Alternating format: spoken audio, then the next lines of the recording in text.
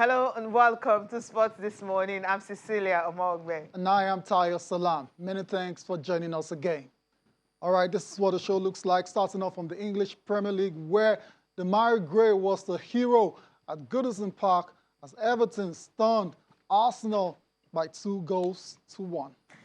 All right, and of course, the UEFA Champions League returns tonight, and it's all about AC Milan, Atletico Madrid, and FC Porto fighting to join Liverpool in that Group B group of death.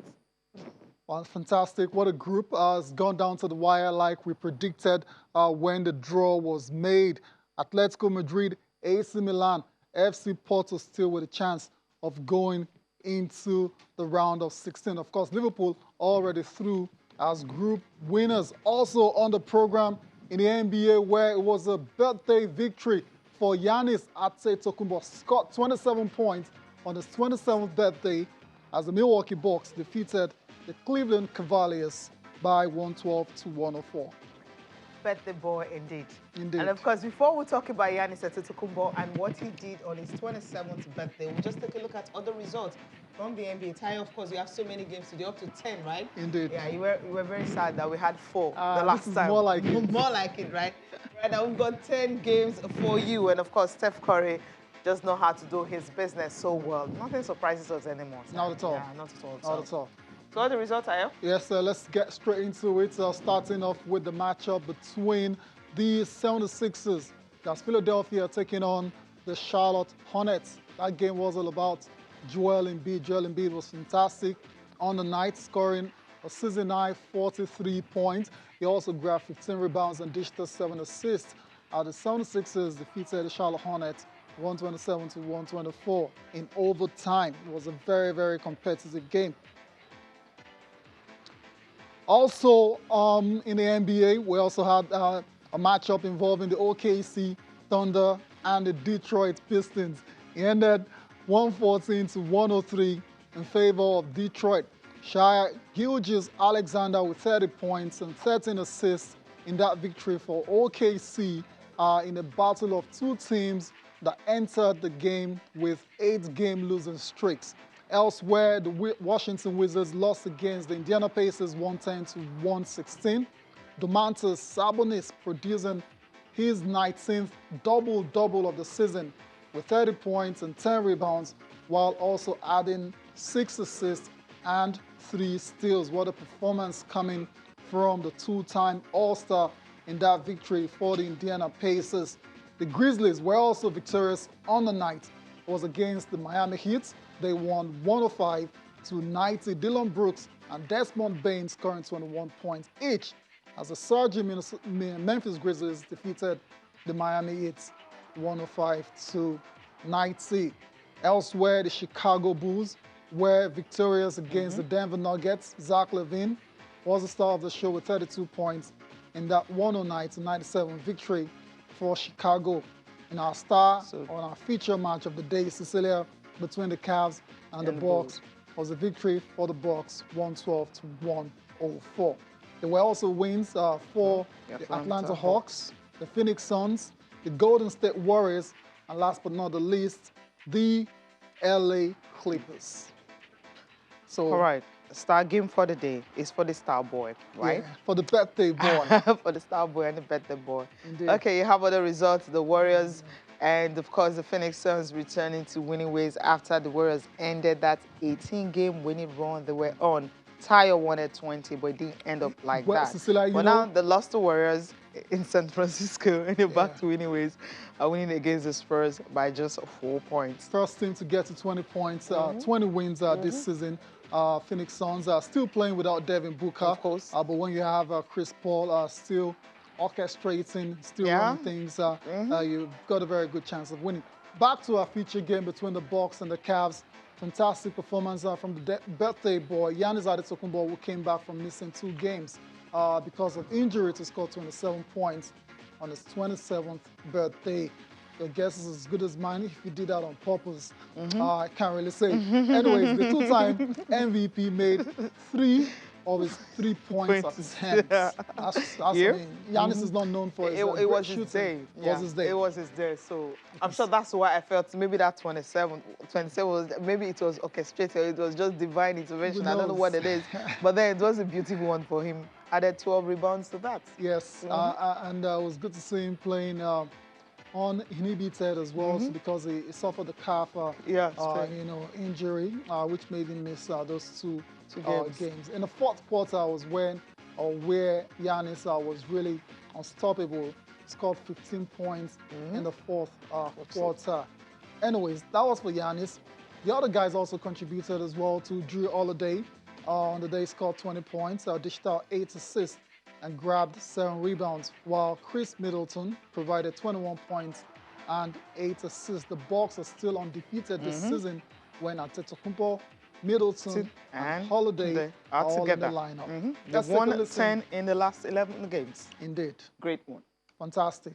Let's take a listen now to the birthday boy, Giannis Antetokounmpo. Obviously, they had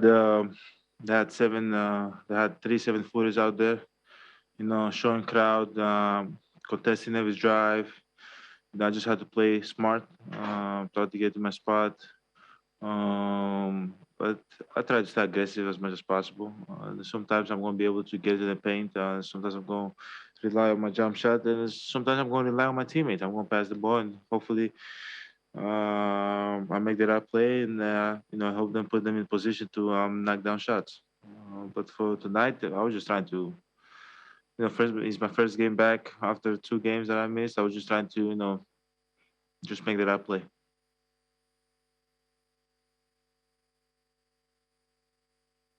It's all about making the right play. And against the Cleveland Cavaliers, Giannis made a lot of right plays, and that's why they emerged victorious in that game. Giannis is just 27, but it's incredible the amount of the achievements he's already had at 27. Cecilia, it is just ridiculous. At 27, Giannis is already an NBA champion, which is the most important. MVP finals. That's the ultimate goal. 2-time NBA most valuable player. That's the ultimate goal for any basketball player is to win the NBA championship. He's got that monkey off his back now, and he can focus on doing other things. But so many other individual awards. Cecilia, you already started to list them out already. MVP, 2-time MVP, 2019, 2020, 5-time NBA All-Star. He's going to go on and become an All-Star for possibly 10 or even 15 before it's all said and done. He's just 27. He's exactly. So much. And NBA Defensive Player of the Year. Also, for me, the most, apart from winning an NBA championship, the fact that Giannis is actually listed on the NBA 75th anniversary team. That's ridiculous. So many players were missing, yes? Were missing from that list. And Giannis at 27, I mean, just started playing. He's got a ring. And of course, for him to be, I mean, NBA Defensive Player of the Year and also NBA All-Star and Most Valuable Player. I don't know how many players usually have this in their career, especially in that NBA Defensive Player of the Year and also MVP and all in the same year. In the same year. So it's hard for you to see players who get to have that. I agree. But he got that, I mean, in 2 times Most Valuable Player, 2019 and 2020. And also that same year, he got Defensive Player of the Year. So how many players do you get? I think that's the reason he made that list. Yeah, I have no problem with it. They wouldn't have been on that list. But being able to do this, it's remarkable. He deserves to be on that list. I agree. Talk about Giannis representing for Nigeria via Greece. That's the story. It's not 2 ways about it. I love the fact that he always identifies with he never misses the opportunity. That's why you've got Ugo in between. Well, I was like, where is Ugo from? From the East? Or more like, it sounds like from the West. I mean, the name Ugo is from the East, but I know the parents happens to be from the West. Yeah, I mean, he's got Igbo name, he's got Yoruba name as well. All of them mixed together. But that's the one he prefers to use. Anyways, before we leave the NBA, let's take a look at our top performers. All of the guys that stood out for their teams and helped the teams win in most cases, while some of them obviously ended up on the losing side. Starting with Zach LaVine. Fortunately, the Chicago Bulls were victorious on the night against the Denver Nuggets. Zach LaVine was the star of the show in that game with 32 points, 3 rebounds, and 8 assists. Next up is Karl Anthony Towns. What a guy. What a waste of effort. for the Timberwolves, You're playing against 31-16 the and Hawks. 6. Yep. But the Timberwolves couldn't get the victory against the ATL Hawks. Let's move on quickly to Joel Embiid. Looks like he's fully recovered from COVID-19 now because Apparently. he scored a season-high 43 points, grabbed 15 rebounds, and also dished out 7 assists for the Philadelphia 76ers in a victory over the Charlotte Hornets. Gilgeous-Alexander, unfortunately, had a good game as well, too. 30 points, 2 rebounds, and 13 assists. But yeah, they also got a victory as well, too. That's Gilgeous-Alexander in that particular matchup. Else Domantas Sabonis, what a player. Fantastic performance for the Indiana Pacers. 30 points, 10 rebounds, 19 rebounds, and 8 assists. What a player. 10 rebounds, rather. Yeah. Of course, it was on the winning side, so which is good for him. All right. And last but not the least is Steph Curry. You cannot forget our Steph. Just like that, Steph Curry was awesome. 31 points, 3 rebounds, and 8 assists. He's a crazy guy because I don't know how you know that. He's a crazy guy. That's the best way to describe the beater at the end of first quarter. It's not the tip. I mean, you're even close to the end, but somehow he just wanted to do that. Yeah. He always gives something to the fans to celebrate. Yeah. That's what I love about him. We all love Steph, and it's only a matter of time. He keeps getting closer to that NBA 3-point record held by Ray Allen. It's only a matter of time before he smashes that one as well. So there you go. So we're talking of a player that averages almost 7 3-pointers made a game. Ridiculous. Finally, we'll leave you the NBA now and quickly talk about table tennis. Aruna Quadri round is over. It ended in the last 8. Yes, I mean, Austin mentioned the fact that whenever he's playing against a Brazilian or maybe a player younger than him, he struggles. And that's exactly what happened against Hugo Calderon. I mean, the guy's ranked number 4 in the world. He ended 3-1. He lost the first set, 11-6, and then won the second one. He bounced back 6-11. But then the last 2 sets, somehow, Hugo was stronger than him. 11-8 was on the high. That's why he's really not disappointed. This is his last game for this year. But then Aruna Quadri obviously is looking forward to 2022 to have a better outing. I feel so happy to be here in Singapore. It's my second time of playing in the Grand Final. And I'm very happy with the level of play, the organization. I'm satisfied with my performance. I played against a much more better player today, so it was a little bit difficult. But of course, I will go and work on the mistakes and get better later. The last time we played was like 11 years ago, and he has actually improved a lot. It's really difficult to play against him. Probably I will get better next time. I will work on the mistakes. My objectives are to do much more better than this year next year. And of course, it is very important to be good ambassador for my country, club, sponsors, fans, and family. You know, to have been invited for top 16, it means a lot. So I'm very happy and satisfied. I would like to say thanks to all of them. They are one of the reasons I keep going. And of course, I'm looking forward to next year. And I'm very happy if they keep supporting me next year. I will always give my best and make them proud. All the best for next year, 2022 should be better. There's the Commonwealth Games coming up, so obviously he should give us something right there. He's earned a well-deserved break, Christmas. I mean, with all the successes he's had in 2021, can only get better in 2022. Obviously. All right, we'll leave table tennis and quickly talk cricket this morning, where the Lagos Cricket Club League will be starting this weekend, precisely on Saturday. About 16 teams will be featuring in the Division 1 and also Division 2. And the chairman of the league, Akin Dento, explained that Division 1 will hold at the Unila Cricket Oval, while Division 2 will be at CMS Grammar School, Bariga. So 140 T20 games will be played within 5 months to determine the winner of both divisions. So we have our defending champion, Beju Lekki Cricket Club. I mean, we know how good they are. We'll play the Government College Ibadan Old Boys Cricket Club at Unilag. That's when they will start, you know, before you have the game between the Rocks of Abeokuta facing the Government College Uheli Cricket Club. That's how it's going to start this weekend, the 2 games this Saturday. Let's take a listen to the chairman of the league, talking about what they intend to achieve with this cricket league. There's the ODI that takes the whole day, but the most popular format now is the T20 globally, which is the format that we're going to use for this league. So it's going to be a league, double round robin of the several teams in 2 divisions. In Division 1, we are going to embrace the best standard that the International Cricket Federation has asked us to embrace. So there will be 9 teams in Division 1, and there will be 7 other teams in Division 2. So all put together, there will be 16 teams, and it will be T20 double round robin for the league. Tournament will start on the 11th of December. That's next week Saturday, playing at both Unilag and CMS Grammar School pitches, and it will run from December up until the end of April, bearing any unforeseen hiccups from national engagements. But that's the plan. If there's any engagements that will take off some time, we will readjust. But our plan is to run the league from December up until April. That's huge, right, Tayo? Awesome. Very big. Awesome stuff. I've been looking forward to.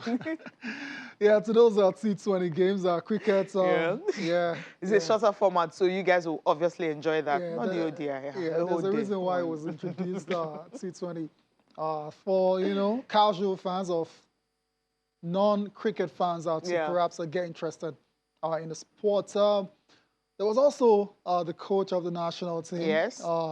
At that gathering, talking about Asanka, Gurishina, Cecilia. He was there, and he's been, trying to advise all of these teams on how to improve and get better. Yeah, especially the demands of the T20, which is usually very aggressive. So he believes that, well, if those players put up good performance, obviously, I mean, the national, can even get some players there. Why not? Playing for the national team. That's the whole essence, right? Yeah. Platform for them. Let's take a listen to the national cricket coach talking about this. Because it's very important that we identify the right talent and work with the right talent going forward. But there's one little request from, I think there are team owners, there are managers and captains here. What I would like to request is get your teams to play a very aggressive, fearless cricket, because that's the way you can help and support Nigerian cricket, because there's no switch that you can put it in when they go to a national team and say play fearless or aggressive cricket. They got to play. I mean, I was very happy to hear that over 100 games have been played. So if they can get used to that and play that fearless cricket that is needed in T20 cricket these days, that'll help Nigerian cricket going forward a lot.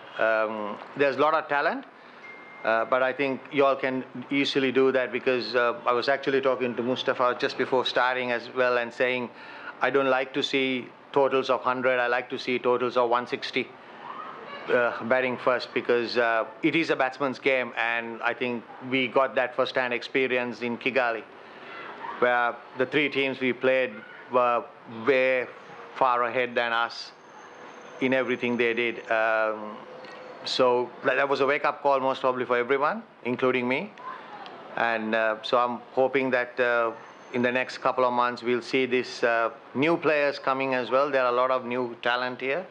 And I'm looking forward to watching all the games during the weekend. So good luck.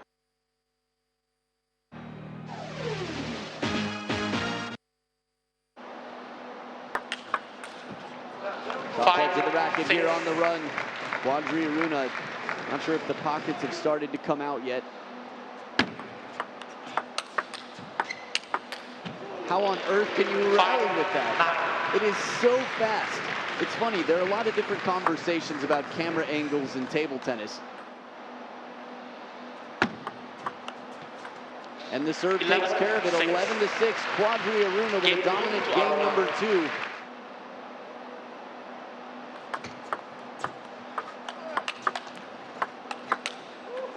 Good recovery off the net here. Calderano retimes himself, regathers his balance. Even behind the table, Calderano not afraid to use the backhand to get back in. Way in the forehand back in.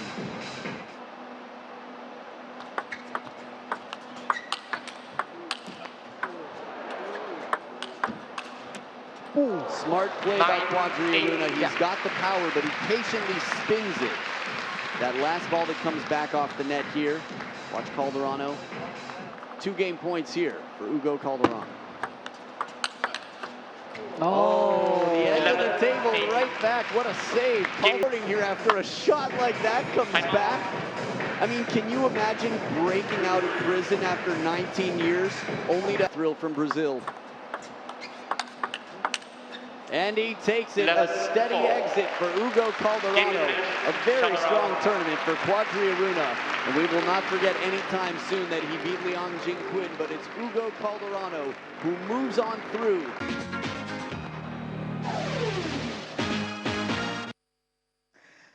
Welcome back. Yes, we are now 3 in the studio. There's a new face. Is it really a new face? I haven't seen him in 2, 3, 4, 5, 6, 7 years, right? Really? Wilfred Umong of City FM is right here. Wilfred, how have you been? I've been great. It's been a while here that I've seen you, even though I see you everywhere on social media. But I think the last 2 times... I haven't seen you. I didn't say you haven't been here. Okay. See, that's the difference. All right. You win. Good to have you. Yeah, it's a pleasure. Okay, all right, let's talk about Asisat Oshola's foundation. Yes, every year she's been having this particular Football for Girls turning, and this year is the 6th edition. And of course, as usual, you've got new winners. And usually the winners are rewarded with cash prizes and scholarship and every other thing. But also, they had mentorship program, skills, life skills acquisition, medical programs, and everything involved in the Football for Girls turning. It's not just about playing football, it's all round, because the girls will come, play football, win cash prizes, but also learn different aspects of life. And for this year, Oracle Queens actually emerged winners, beating Victory Queens in the final in that academic category. So they had to go home with 500,000. Oracle Queens, Victory Queens, that's such a setup in terms of the name, because what if you lose? Like, you lose to an Oracle. You get Victory Queens and you lose it. You lose it to an Oracle. It's a setup. Yeah, but on the light side. But honestly, the motive is actually great. Yes. I love it when sportsmen and women give back to the system in a way, because especially those coming from Africa, it's a peculiar one, being that we know many of them come from very challenging backgrounds. Yes. And for you to blaze a trail and go on to do well for yourself in a particular sport, then you certainly know what it means to encourage those who probably don't have that opportunity to excel in their career. So thumbs up to Asisat. She's been consistent, and hopefully she'll remain consistent, and maybe others will also come on, partner her, because sometimes it's never enough for just one person to keep doing this. We probably would need the support of others in the future for it to grow beyond what it is. But I like what she's doing. Yeah, obviously. I love the fact that it's not just with the academy aspect of it. Also, schools are involved. High schools are involved. For the high schools category, you have a Isaleko Grammar School beating Dolphins High School to win the 250,000 prize money for that category. But usually the academic category end higher. Why? Because, you know, they need more money and they want to score. Maybe that's the reason. But there is a good initiative coming from Asisat Oshola, trying as much as possible to keep doing something really good and beneficial for all the girls across Nigeria.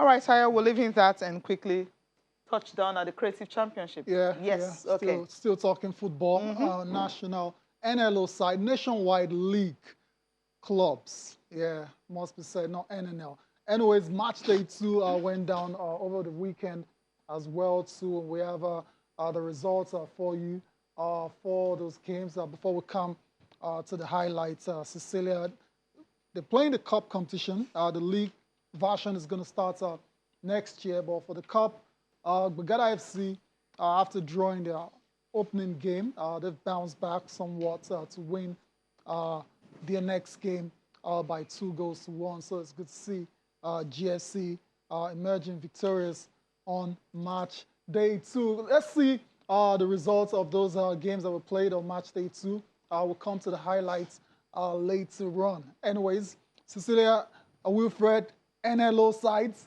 It's good to see them playing while they wait for whenever their own official situation is going to start.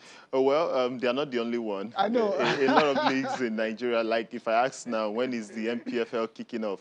It's got a We're date. still waiting. 17th. Yes, 17th. It's been announced. But you know how this thing happens. When not 17 looking comes likely. around, you may hear, oh, it's not going to kick off on that particular day. So the women-owned, they also have a date. But for the NLO, it's been a bit inconsistent Women is starting lately. tomorrow, so there is no shifting of it. So it's starting tomorrow. Yeah. I didn't say it was going to be shifted. I'm just saying. All right, but it's good. I like the teams that play. Like Bagada, of course, they do a lot of stuff. There's a lot of visibility around the team, which I think it's good. And we know this whole thing, it's a sport, but it's also a business. Indeed. If you're not visible, no one really buys into what you have to offer. True. Yeah, so many will talk about the Premier League being one of the best leagues in the world, but I think it's about the marketing abilities that they've put it into the league, and that's why it's so visible across big markets such as Asia and even Africa and the rest of it. So I like what Bagada is doing. I hope other teams will follow and we'll see more in the NLO. Indeed. Yeah. Indeed. That's all about taking the initiative. Yes. And that's what these clubs have done. They've come together and they've said, okay, yeah, let's do something for ourselves so we're not just idle. And that's exactly what they're doing with the Creative Championship. Let's get post-match reactions are coming from the coaches and the players after match day 2.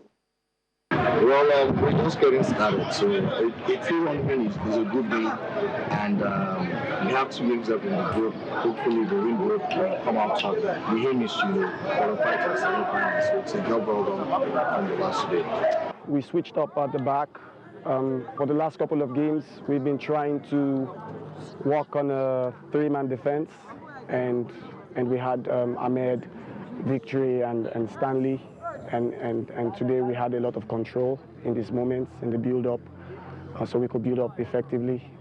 We watched and analyzed the game against Valiant, the one they played against, I don't know who the opponent is, where they won 2-1 last week. We analyzed the video, saw the fact that when they press high, there are gaps in between that we could use. And so we tried to get them into these spaces and exploit the spaces behind them. And it worked well for us. 2 goals in the first half, and we continued where we left off in the second half. It wasn't a bad game for us because considering the fact that we lost the game with 3 goals to 1, I'm happy with the performance of my boss.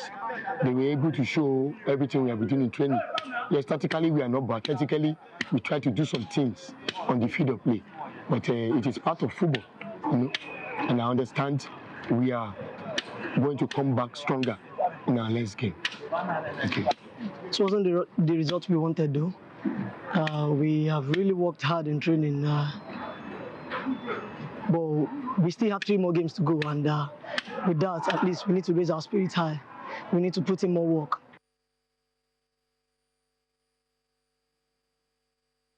As a player and a coach from Imperial, on the end of a 3-1 loss against Bagada FC, they will be looking to bounce back on match day 3. All right, so that's it for the Creative Championship. Let's go to the Champions League, where tonight we're going to find out who's going to be joining Liverpool in the round of 16. And it's going to be between FC Porto, AC Milan, and Atletico Madrid.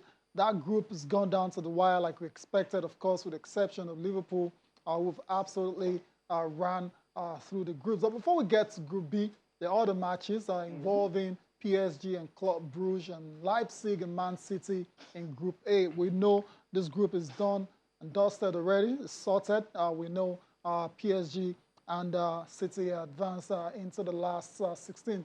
Group B fixtures, AC Milan will take on Liverpool and Porto will take on Atletico Madrid. While there's also action in Group C, Cecilia. Ajax and Sporting will trade tackles against each other. There's also Borussia Dortmund taking on Besiktas. That's going to be in Group C.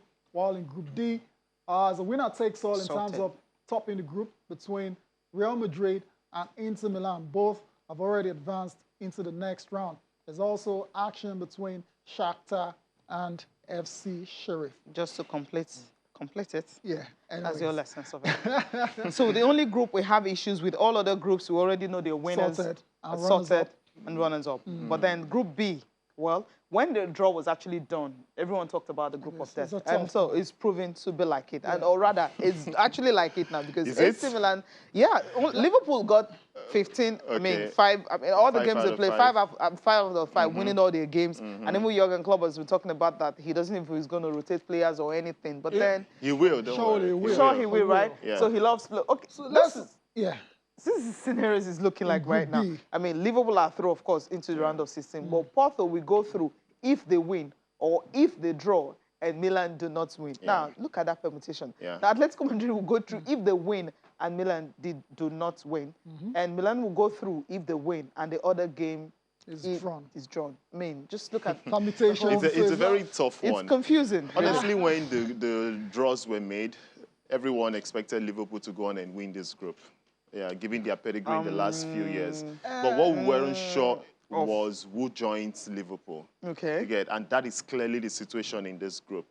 Personally, I was thinking that Milan or Porto would finish bottom and maybe Atletico would go join Liverpool. Yes, that was joining Liverpool. But as it stands, it's very difficult. Porto actually are the only team in that group of the 3 of them that have their destiny in their hands. What they know is that we just need to win and we go through. We don't care what happens in the other game. Why the others will have to wait for results elsewhere. Atletico Madrid know it's a tough one. Win and you also go through if Milan fail to beat Liverpool. And we know that for the way Liverpool have played this season, it's very tough to beat them. Even a rotated side will still be favorites against a Milan side. We saw them as long as Jurgen Klopp is there. Yeah, and when we even talk about a rotated Liverpool side, you still have one of Mane or Salah starting this one. Alisson will certainly be in post. Where you probably would have the changes would be maybe a Tsimikas coming in for Robertson and maybe Neco Williams on the other side for Trent. And the defensive partnership, even if you throw in Konate, it makes no difference. In midfield, a few changes here and there, but it will still be a tough nut to crack. Permits me to use that cliche. Yes. So you don't think Klopp, I mean, it's come out, we're going to get to listen to him very soon. It's come out to say, yeah, we'll make the changes. But I don't think it's going to be wholesale. No, it's not. I don't think so, because in the last round of game, they were already through as group winners. And you still had the Mane it wasn't and the Salah. wholesale. Yeah, it wasn't. It wasn't. Okay. We still had Salah start that one. So I expect the same thing. And you know these managers, no one wants to lose a game. Even if you've qualified, you don't want to lose. Worst case scenario, you come out with a point. So he will set up the team in such a way that it will still be a bit strong, not as weak as many would anticipate. Yeah, and again, they need to also keep it competitive and not make it easy for Milan to just beat them and probably qualify at the expense of others. Yeah, indeed. All right, Jurgen Klopp has been talking ahead of the game against AC Milan, and he's also been talking about this particular striker. Is a very curious case of Divock Origi. He's had a few things to say about this guy. When we come back, we'll get the thoughts of Wilfred on why Divock Origi has just decided to be a bench player at Liverpool with all his talents. Obviously. Okay, can you? We have to. It's the headline actually.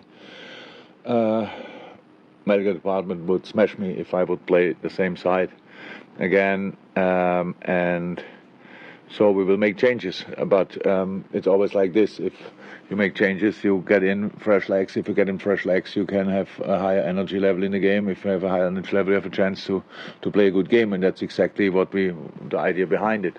He's a very positive person, that's for sure, and he is, incredibly talented. That's just how it is. He can shoot with right and left. His technical level is incredible. He's really, really, really quick. He's in the air, how we all know, a monster as well. So it's really interesting, really interesting package. But that doesn't mean that you are a constant starter for Liverpool FC because the quality we have. That's how it is. But that's how life is. There are worse things than being not a constant starter for Liverpool FC, I tell you.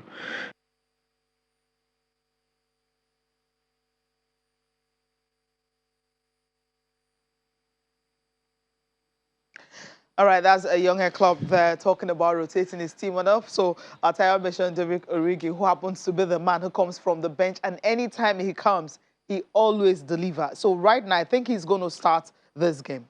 Yeah, surely. So if he's starting, that's not the weak inside.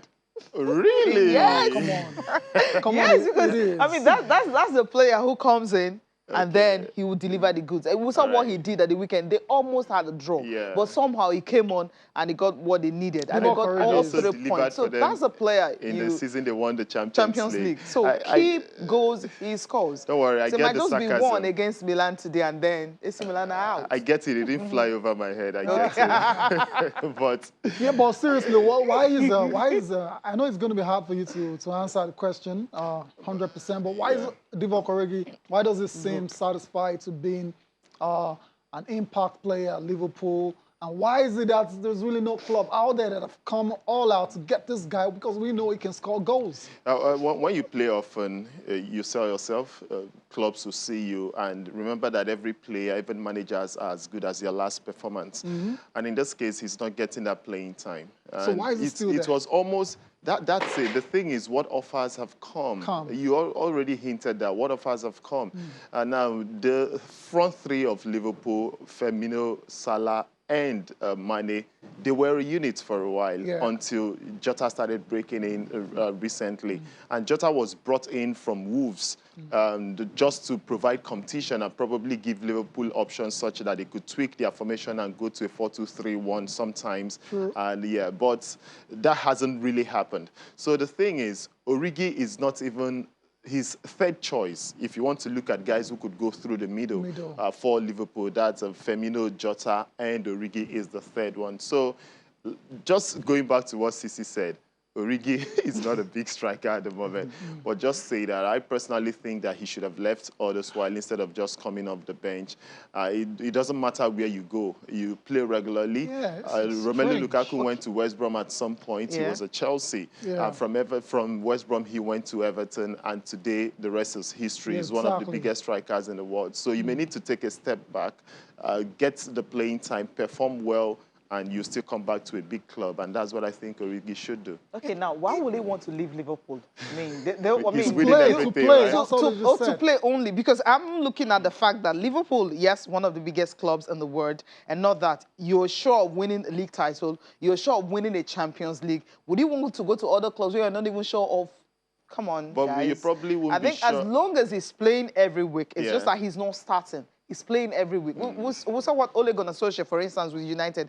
He wasn't like those regular strikers. But anytime he comes on, there's an impact. And he's a legend at the club. Maybe that's what... Ole played more often than Origi. Exactly, you don't get Ole was playing. He may not start every game, but he will play. That's what I'm saying. Origi is not starting every game, but he's playing. No, sometimes he doesn't. They brought him on because they needed a goal. Most times you don't get to see exactly. Origi play. If Firmino was fit, he wasn't going to play a minute in that game, most likely not. And it's even more strange. Or not? No, there's no need. Don't worry. Because we're talking of a player who's still young. This is not prime, a veteran who's been there, done it, and just, he's not Zlatan, he's not Ronaldo or anything. He's still young and he should have ambition, definitely higher ones to want to, make his mark. He has won the Champions League, he has won the league title. It's not just about, these are team performances. But again, look at it from the national team angle. Okay. When you look at the strikers at the national team, Origi doesn't even come into play. At the moment, the guy at Crystal Palace, Benteke, will take his spot ahead of him. Because he's playing regularly. Okay. And there is a Batshuayi, there is, of course, Lukaku. So he doesn't even come. So are you satisfied just being a team player? So should he now go to a lesser team? Because the big clubs you have in England right now, the big clubs, so to speak, I mean, you look at Man City, except he goes to Man City. England. He doesn't have to be England. Why would he even be mentioning Man City? He gets no opportunity there. Jesus, who is a striker, is being pushed to the wing. Doesn't have a top 9. Let's leave him and quickly talk about the other game before we go for break. That's the game between FC Porto and Atletico Madrid. Where would this one go to? Because Pepe for FC Porto will not be part of it. Tested positive for coronavirus. So but the thing is, I actually think Porto have an edge here. Because Atletico Madrid have been struggling in the Champions League. They've been really off color. Even in all competitions, they've been struggling. Even in the league. So Porto look decent. And they know, look, all we need to do is avoid a defeat. If we avoid a defeat against these guys and Milan fail to beat, that's Liverpool, we'll still be through. So I think they have the advantage going into this. I see Atletico not making it through. Wow. They are the team that finishes second. My pick, I have my money on Porto to qualify ahead of the other two, Who makes it into the Europa League is what I can't pinpoint at the moment. But honestly, I think Porto, if they make it through, they deserve it because the other teams didn't do well at all in this season's Champions League. That's Milan and Atletico. Yeah, I mean, for Porto to still be in the running on the final day, then that's... They even have more points than Milan and Atletico. Yeah, one 5 more points. than them. The other ones are on 4-4 each. See, they've got their fans behind them as well, too. Porto, place is going to be raucous, and hopefully, I mean, for the Nigerian angle as well, too, there's a Nigerian right there, Zaidu Sanusi. Hopefully they can, get into the last 16 of the Champions League. We need to go on a break now. When we'll come back, we'll be focusing on the shootout between Real Madrid and Inter Milan for the top spot in Group D. Join us again.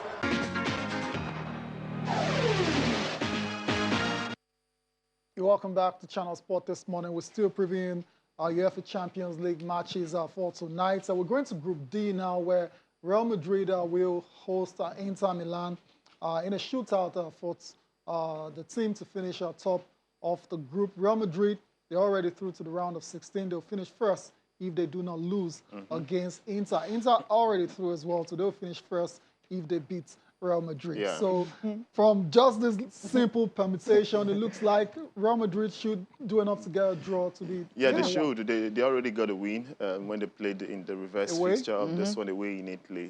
Yeah, Benzema may not be playing. Yeah, that's a big miss. But big mix. But there's Vinicius. Of course. But we know how Benzema and Vinicius have complemented each other well this season. So they look like a unit when they play. So one missing, certainly, it may be a challenge. Although at the weekend against Sociedad, this guy Benzema limped off quite early. Even though we hear the injury isn't serious, he should be back at the weekend to play Atletico in the derby. But they still went on to win 2-0. Yeah. And that was a tough game on paper, being that Sociedad had been playing well this season. Even when Oyarzabal was out, they were still winning games. So, but this one, I just have my money again on Real. I think they still have enough in them to go on and win this. Every other department is, everyone is present from defense, the midfield. It's just Benzema who is the major absentee from this one. And Junior, you would expect that maybe Juniors would start in this. But fingers crossed, I'm expecting an exciting game, one that Real Madrid will control, create more chances, and Inter will try to hit them on the counter. Set pieces, Real Madrid should watch out because Edin Dzeko is really good on the air, and the minutes that he plays, he may just capitalize. And Lautaro Martinez, with the quickness of the boy, could easily get behind those defenders. So I'm expecting a good game, straight shootout, but Madrid to still top the group. To still top the group. We'll see Panza. We're seeing pictures that come from the final training session of Inter Milan. That was a Simeone Inzaghi right there. Inter are they're not in bad from themselves. They're coming off the back of thrashing Roma, Stadio Olimpico by 3 goals to 0. Chanalolu is on fire. You mentioned Dzeko as well to score in that game. Lautaro Martinez as well too. These are all good strikers that will punish you if they get the chance. So the likes of Alaba, they've got their work cut out in that game.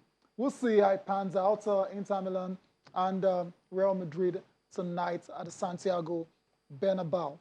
Okay. Right. We're leaving Champions League now. I quickly touched down on the stuttering Arsenal. Okay. How did that come from? Okay. It came from you, actually, just to be sure. Come on. Okay. Anyways. Yeah, it was a heartbreak. Come on. I mean, we're looking at Arsenal. 5th, right? Okay. Just win and stay there because you can't overcome West Ham yet until West Ham stutter. And then you are ahead of United. Of course, you can overcome Tottenham. I mean, they've all played. I mean, you had this game in your hands and you just let it slide. That, I mean, that Fergie time goal that came from Demarai Gray was really heartbreaking. I mean, it was a heartbreak, obviously, for all the Arsenal fans. But Everton have been on the losing run, so it's been woeful for them. First winning 9. In 9 games. Yeah, before this, they had lost 6 and drawn just 2. 2 points out of a possible 24. Exactly. So Arsenal should have just gone there, but then everyone was beating them. Yeah, but at some point, just look at what it meant to. I mean, I saw pictures. No. Yeah, but don't forget that Richarlison had the ball 3 times, and both the first 2 rightly ruled out. Ruled out. Yeah. But and the third time lucky, good. But the thing is, they created more chances. They looked deadlier, like the team who wanted it more, even though those goals. Minus VAR, probably one of those goals may have been given. So it could have been 3-1. Exactly. And there wouldn't have been any heartbreak. Exactly. but Demarai Gray, when I watch that lad play, I worry for Alex Iwobi. Yes. Because Demarai Gray started the season as more like playing just off the shoulder of the striker. But now they've gone flat 4-4-2, and we've seen him pushed to the left of the 4 in the midfield. And he has improved. And he's still playing very well. More like the role Emmanuel Dennis plays at Watford. And he's still playing very well.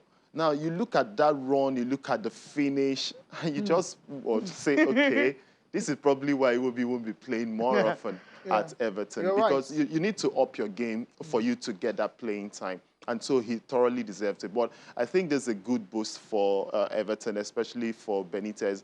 Just before that game, earlier in the day, the management, they say, oh, we're still backing Benitez, no issues. And he responds. Public backing. Yeah, public we know backing. how that turns out. We know. Sometimes we know how that turns out. And he responds with this big win. Their first in 9 games. That's really massive. But for Arsenal, 3 losses now in 4.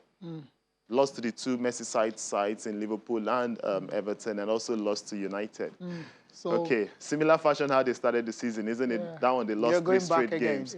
Well, maybe not, but the other teams like United and Spurs, they seem to be picking up. So Arsenal may just be heading back to where they finished last season. Yeah, they missed a couple of chances as well. Edin Ketia should have scored from that header. I was just a few yards away from the goal. Aubameyang started on the bench, curiously. Missed the chance at the end as well. But we know Aubameyang has struggled in front of goal. Exactly, in the last few games. And that's very worrying, especially the younger players are the ones that are scoring. Moreover, he's the captain.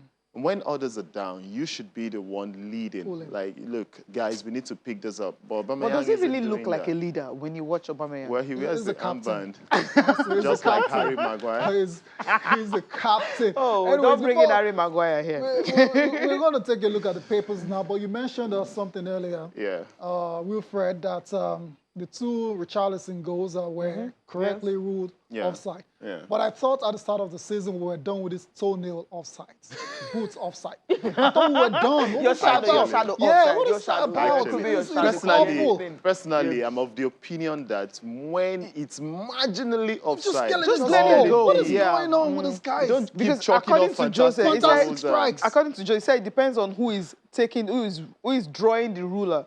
Like you can have a fat one or a thin one. So if it's very fat, No, it's in your we're favor. But if laughing. it's very thin, That's what gets I him mean, into that's trouble what gets, most yeah, times. exactly. So that's what happened in that situation. Nah, So. man, nah, it's not funny at all. Seeing goals disallowed Yeah. for toenails and shadows, the shadows and it's everything. ridiculous. It is. Marginal really. offsides on. should be allowed. Should be allowed, Yeah. yes. Fraction. Those Yeah, fraction, fraction. Mike. All right, let's take a look Papers at right now. I'll start with Sporting Sun. And there's this funny headline here concerning Lionel Messi. Okay. I'm not a goat. Ordered really? to demolish £26 million hotel in Spain. I don't know what this is. I don't blame him. Christmas is around the corner. No one wants to be one, but I get what you mean. Greatest of all time. Oh, But So he said is. it's not, it's, I He mean, should stop being he's- modest. I mean, he should be, he is. Because is. 7 He's Ballon d'Or, I'm not sure anybody can get up to No, that. I doubt if Ronaldo No, will. don't worry, Ronaldo won't Especially get- playing I'm- at United. If he Ronaldo was is not at going City, to. maybe. Ronaldo is not going to get it. No, I'm he's just not. thinking But there's this is- another player this is- that will. I mean, that will come up and be able to win 7.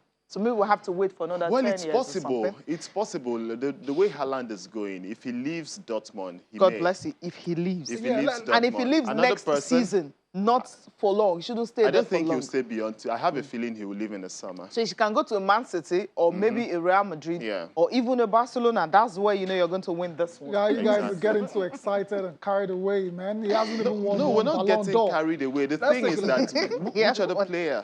There's none. Exactly. No play, Take that's what we're away saying. Haaland and Mbappe. Yeah, we're saying it's going to Neymar be will hard. never win it. It's going to Yeah, be no, hard Neymar for can't win any it. player to win 7 Ballon d'Or. It's going to Yeah, be it's- hard. That's it what I'm will be saying. very Almost difficult. impossible. So Almost don't even impossible. mention Haaland. So All he's the these greatest guys. of all time. Agreed, right? Yeah, exactly, but he's a Yeah. very modest guy. Yeah, he wouldn't- is. He wouldn't say that. So those who don't like Messi, just know that he is the greatest of all Let's time. go to Yeah. Complete Sports quickly. Okay. Dennis makes EPL November Team of the Month. Expected. Obviously. Expectedly. Obviously. What a season is having. He's been fantastic. You know, when Ranieri came on board at Watford, he had to try and accommodate this guy, Josh King. Yes. And it meant that Emmanuel Dennis had to be go pushed wide. Wide, yeah. I feared for him.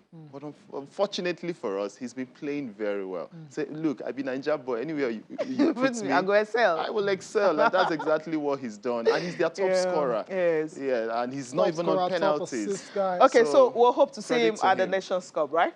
Okay. Better be. Thank Better you. be at the Well, Nations Cup. He will have to be at the Nations I Cup think because he we will. were not sure of Osimhen. Right Even now if because of the Osimhen is injury. fit, with this form, I think Dennis will be He'll called get up. a And look again, in. remember that it's been expanded. 28 players can go to the Nations Cup. So Yeah. he will certainly get a look in. All right. Okay.